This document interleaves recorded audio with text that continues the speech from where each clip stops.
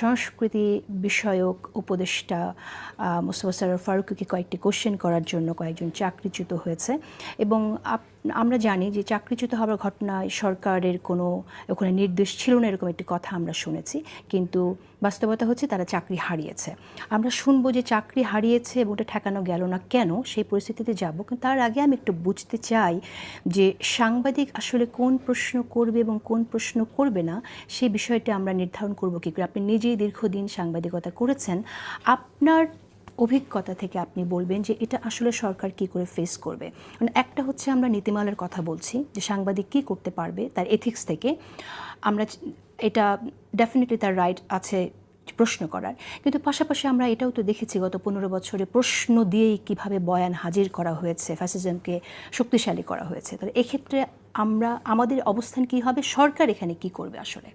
না, সরকার তো আমার মনে হয় যে যেগুলো করেছে একটাও মানে ফ্রিডম অফ প্রেসের বিরোধী কোনো কাজ, ফ্রিডম অফ প্রেসকে খর্ব করে এরকম তো একটা কাজও করেনি। আপনি যদি দেখেন যে সাংবাদিকরা যে কোশ্চেন করলো, আমরা কিন্তু সাংবাদিককে কাউকে বলি না আপনি কোশ্চেনটা কেন করলেন।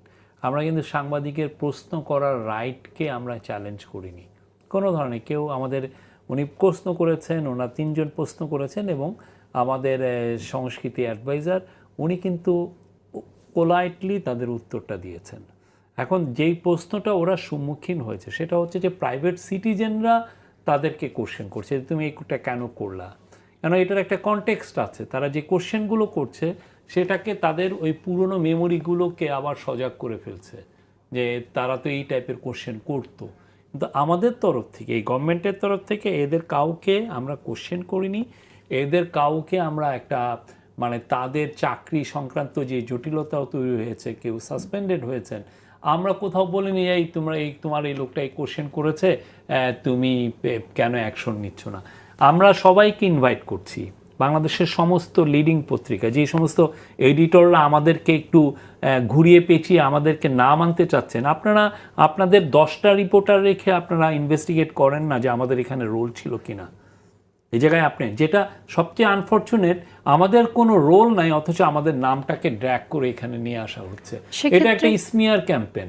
অনেকে এটা যেটা করছেন এটা একদম ডাহা মিথ্যা একটা স্টিয়ার।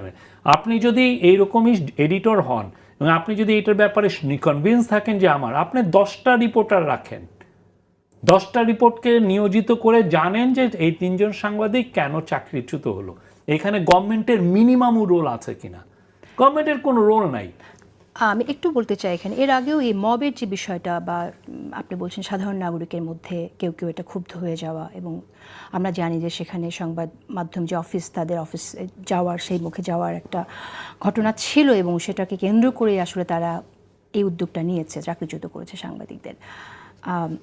সোজা কথা বলতে ভয় থেকে করেছে। এটাকে কি আপনি মব বলবেন? বলছে তো অনেকেই। এখন ওরা আপনি কি এটাকে কিভাবে আপনি মব বলবেন? আপনি মব তো হচ্ছে একদম ডাইরেক্ট একটা সংঘবদ্ধ হয়ে একটা মানুষ জড়ো হয়ে তারা অনলাইনে প্রোটেস্ট করছে, অনলাইনে তার একটা গ্রুপ করছে, করে বলছে যে এই প্রশ্নটা করাটা ঠিক হয়নি। কারণ আপনি তার কি প্রোটেস্ট করার রাইট নাই? একটা প্রাইভেট সিটিজেন কি একটা জার্নালিজমকে সে কি প্রশ্নবিদ্ধ করতে পারে না? তার কি এটা রাইট নাই?